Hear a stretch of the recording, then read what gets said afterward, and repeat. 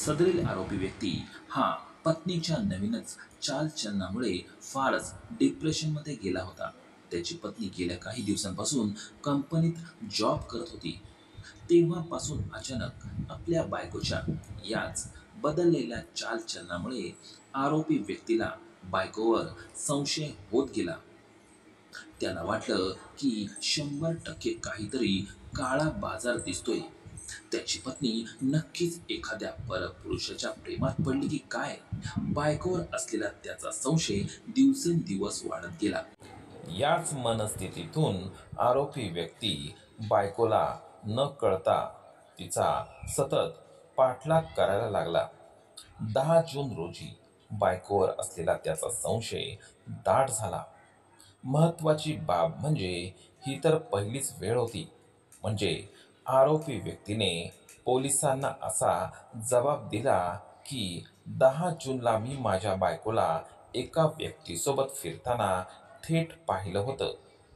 खात्री करण्यासाठी मला त्याच व्यक्तीसोबत बायकोला दुसऱ्यांदा पकडायचे होते, कारण तो जाणून बुजून असं करत नव्हता.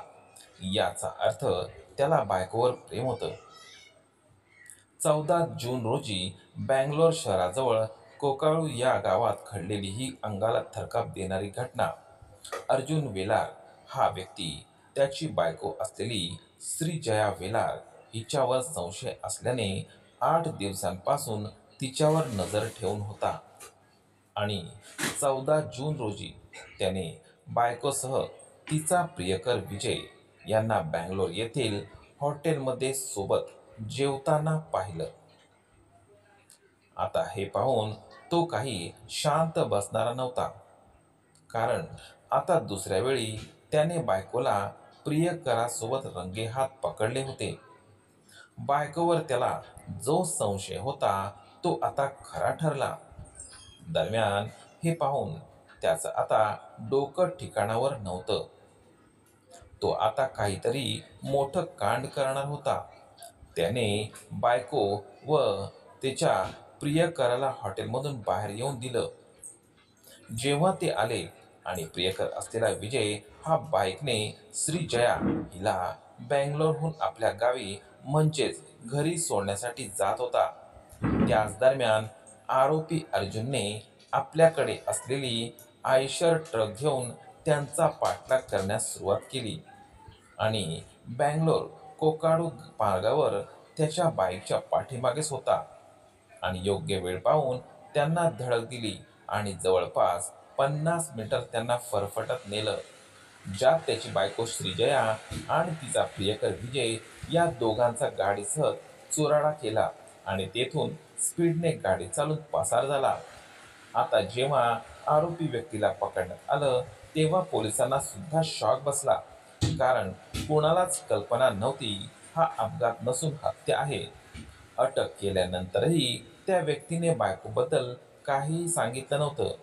पण पोलिसांनी जेव्हा दोघंही मृतदेहांचा पंचनामा केला तेव्हा समजलं की अपघातात मरण पावलेली महिला ही मृत व्यक्तीची बायको नसून अपघात करणाऱ्या आरोपी व्यक्तीचीच बायको आहे. तेव्हा पोलिसांना सुद्धा धक्काच बसला. नंतर पोलिसांनी आरोपी अर्जुन याला चांगला दम दाखवत त्याच्याकडून कबूल करून घेतलं. त्याने कबूल केलं की ती माझी बायको श्रीजया आहे आणि तो तिचा प्रियकर आहे. तिचे या व्यक्तीसोबत अनैतिक संबंध होते. अर्जुनने त्यांना सोबत पाहिले. हाच राग मनाशी धरत त्यांचा पाठलाग केला आणि अपघाताचा बनाव दाखवून त्या दोघांची हत्या केली. त्याने पोलिसांना सांगितले की मी 8 दिवसांपासून बायकोवर लक्ष ठेवून होतो. योग्य वेळ येण्याची वाट पाहत होतो. मला आधीपासूनच संशय होता. त्याची बायको श्रीजया ही नवीनच जॉबला लागली तेव्हापासून ती पूर्ण बदलली आणि तिच्या याच बदललेल्या स्वभावामुळे आरोपी अर्जुनला संशय होत गेला.